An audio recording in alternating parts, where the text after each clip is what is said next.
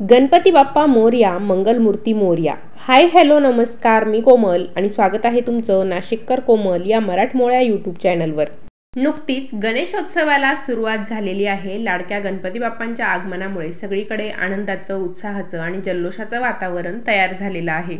आपलं मनुष्य जीवन म्हटलं की प्रत्येकाच्या आयुष्यात काहीतरी अडीअडचणी, संकट सुरू असतात. पण तरीही आपण तसं काही न दाखवता आनंदाने, उत्साहाने गणपती बाप्पांचं आगमन सोहळा दरवर्षी मोठ्या थाटामाटात उत्साहात साजरा करत असतो. 10 दिवसांचा गणेशोत्सव आपण साजरा करत असतो. तर लाडके गणपती बाप्पा हे विघ्नहर्ता आहेत. त्यांना विघ्नहर्ता असं देखील नाव आहे. कोणतेही विघ्न आपल्यावर असतील तर ते गणपती बाप्पा नक्कीच दूर करतील. पण त्यासाठी आपल्याला काही उपाय करणं देखील गरजेचं आहे. तर आजच्या व्हिडिओमध्ये मी तुम्हाला कर्जमुक्तीसाठी आपल्याला कोणते उपाय करायचे आहे गणेशोत्सवाच्या 10 दिवसांमध्ये याबद्दलची सविस्तर माहिती सांगणार आहे. त्यासाठी तुम्ही व्हिडिओ शेवटपर्यंत बघा. व्हिडिओ बघत असताना कमेंटमध्ये गणपती बाप्पा मोरया असं जरूर लिहा. गणपती बाप्पा तुमचे सर्वांच्या आयुष्यातील दुःख, संकट दूर करो अशीच मी त्यांच्या चरणी प्रार्थना करते. तुम्हा सर्वांना पुन्हा एकदा गणेशोत्सवाच्या हार्दिक शुभेच्छा देते आणि आजच्या व्हिडिओला सुरुवात. प्रत्येकाच्या आयुष्यात काहीतरी अडीअडचणी, संकट आलेलीच असतात. जसं की घरात एखादी व्यक्ती सतत आजारपण धरून बसलेली असेल किंवा घरातील मुलं चिडचिड करत असतील, कर्जबाजारी आपण झालेला असेल, आपल्या घरात पैसा टिकत नसेल, तर त्यापैकीच एक संकट म्हणजे कर्जमुक्तीवर आज आपण उपाय बघणार आहोत. गणपती बाप्पांच्या या 10 दिवसांमध्ये करायची अत्यंत प्रभावी सेवा मी तुम्हाला सांगणार आहे. आपण कोणत्या ना कोणत्या तरी कारणासाठी कर्ज घेतलेलं असतं, कर्ज काढलेलं असतं. घर घ्यायचं असेल, नवीन गाडी घ्यायची असेल, जमीन घ्यायची असेल किंवा इतर काही कारणास्तव आपण जर कर्ज काढलेलं असेल आणि आपल्याकडून ते फिटत नसेल तर त्याला एक अध्यात्माची जोड म्हणजे आपण कर्ज काढलं आहे पण घरात बसून नुसते पारायण करायचे, देवाची सेवा करायची आणि काही आपलं कर्ज फिटणार नाहीये. आपल्याला प्रामाणिकपणे कष्ट करायचे आहेत.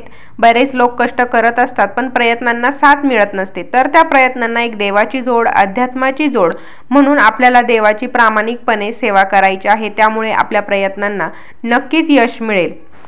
आता मी तुम्हाला जो उपाय सांगणार आहे तो तुम्हाला गणेशोत्सवाच्या 10 दिवसांमध्ये तुम्ही दररोज केला तरी चालेल किंवा 1 दिवस, 3 दिवस, 5 दिवस, 7 दिवस, 9 दिवस, 11 दिवस. गणेशोत्सव संपल्यानंतर तुम्ही 11 दिवस देखील कंटिन्यू ही सेवा करू शकतात. तुमची इच्छा असेल त्याप्रमाणे तुम्ही ही सेवा करायची आहे, उपाय करायचा आहे. स्त्री, पुरुष, मुलं, मुली कोणीही ही सेवा करू शकतो. फक्त स्त्रियांना ज्यावेळेस मासिक धर्म असेल किंवा मग विटाळ असेल, सुतक असेल तर अशा कंडिशनमध्ये आपण ही सेवा करू शकत नाही. मासिक धर्म तुम्हाला जर माहीत असेल की आपल्या 10 दिवसांमध्ये मासिक धर्माची तारीख काय आहे तर त्याच्या अगोदर तुम्ही 3 दिवसांमध्ये सेवा उरकून घेऊ शकता किंवा मासिक धर्मानंतर किती दिवस उरत आहेत त्यानुसार तुम्ही ही सेवा नक्कीच करू शकता. तर हा उपाय नक्की कसा करायचा बघा.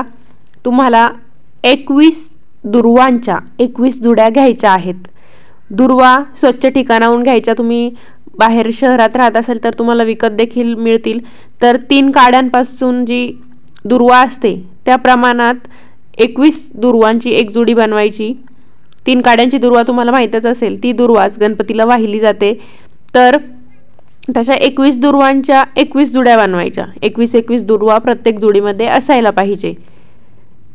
त्यानंतर तुम्ही हा उपाय नक्की कधी करायचा तर सकाळ, दुपार, संध्याकाळ कधीही तुम्हाला जेव्हा वेळ मिळेल तेव्हा उपाय करू शकता. फक्त जर आज तुम्ही सकाळी केला तर उद्या पण सकाळीच करा. तुम्ही दुपारी केला तर दुपारीच करा. तुमची वेळ फिक्स ठेवा फक्त उपाय करण्यासाठी.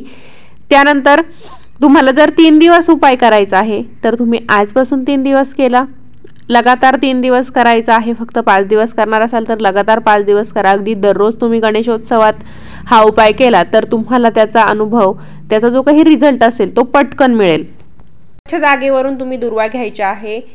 21 दुर्वांची एक जुडी अशाप्रमाणे तुम्हाला 21 जुड्या तयार करून घ्यायच्या आहे आणि त्यानंतरच त्या दुर्वा तुम्हाला गणपती बाप्पांच्या समोर त्या सर्व 21 जुड्या ठेवायच्या आहे. गणपती बाप्पांसमोर तुम्ही बसू शकता किंवा तुमचा गणपती बाप्पा थोडा उंचावर बसवलेले असतील तर तुम्ही उभं राहून ही सेवा केली तरीही चालेल. पण शक्यतो जमिनीवर बसण्यासाठी आसन घ्यायचं.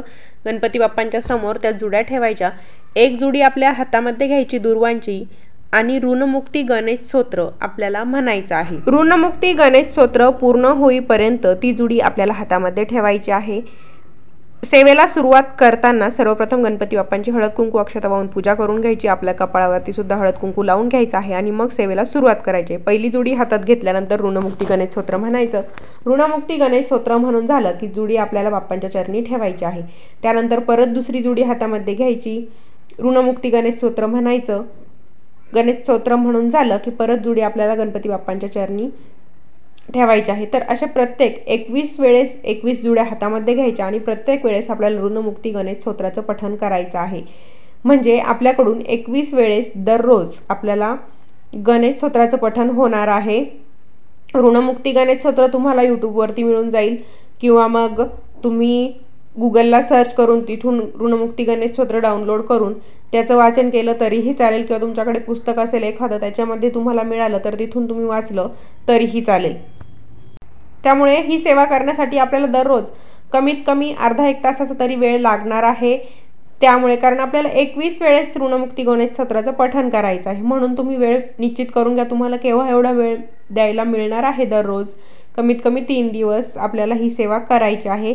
त्यामुळे तुम्ही सकाळी करा, संध्याकाळी करा, दुपारी करा, जेव्हा तुम्हाला वेळ मिळेल त्या वेळेत ही सेवा नक्की करा। त्या आपण बाप्पांच्या चरणी ज्या दुर्वा अर्पण केलेल्या आहे 21 जुड्या, तर त्यांचं मग काय करायचं तर मोठा दोरा घ्यायचा, त्याला ते 21 जुड्या आपल्याला लावायच्या आहे। म्हणजे आपण ज्याप्रमाणे फुलांची माळ बनवतो त्याप्रमाणे ते 21 दुर्वांच्या जुड्यांची आपल्याला माळ तयार करून घ्यायची आहे आणि ती माळ आपल्या घरातील गणपती बाप्पाला अर्पण करायची आहे। आपली सेवा झाल्यानंतर लगेच आपल्याला त्यांची माळ बनवायची आहे आणि ती माळ आपल्याला गणपती बाप्पांना अर्पण करून द्यायची आहे। आता समजा एखादे ताई दादांचा प्रश्न येऊ शकतो की आम्ही घरात गणपती बसवलेला नाही पण आम्हाला ही सेवा करायची आहे, तर तुम्ही आपल्या देवघरासमोर बसून, आपल्या प्रत्येकाच्या देवघरामध्ये गणपती बाप्पांची मूर्ती असतेच, मग तिथे बसून तुम्ही ही सेवा करून घ्यायची।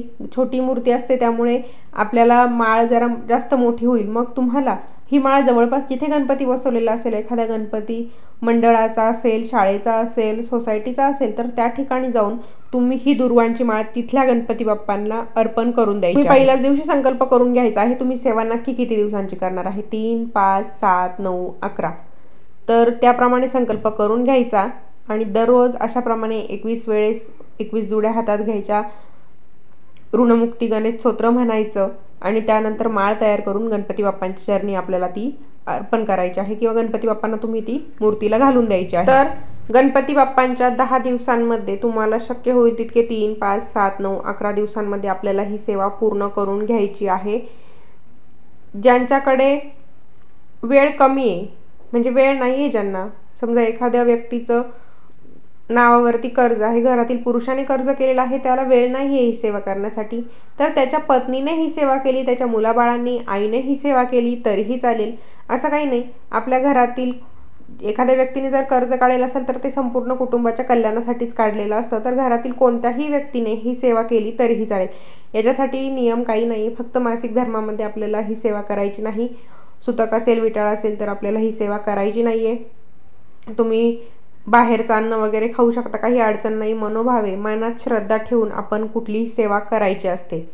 तर ज्यांच्याकडे जास्त कर्ज झालेला असेल, पैशांच्या समस्या निर्माण झालेल्या असतील, तर अशा सर्व गणेश भक्तांनी आपल्या गणेशोत्सवाच्या 10 दिवसांच्या कालावधीमध्ये तुमच्या संकल्पानुसार दुर्वांची ही सेवा नक्कीच करा। नक्कीच आपले विघ्नहर्ता गणपती बाप्पा तुमच्या आयुष्यात जे विघ्न आहेत, पैशाचं जे संकट आहे ते दूर करायला नक्कीच मदत करतील, पण त्यासोबत आपल्याला प्रामाणिकपणे कष्ट देखील करावे लागणार आहेत। तर असा होता आजचा व्हिडिओ आवडला असेल तर व्हिडिओला लाईक करा। तुमच्या मित्रमैत्रिणींमध्ये, नातेवाईकांमध्ये ज्यांना अशा प्रकारच्या समस्या असतील तर त्या लोकांना हा व्हिडिओ नक्की शेअर करा।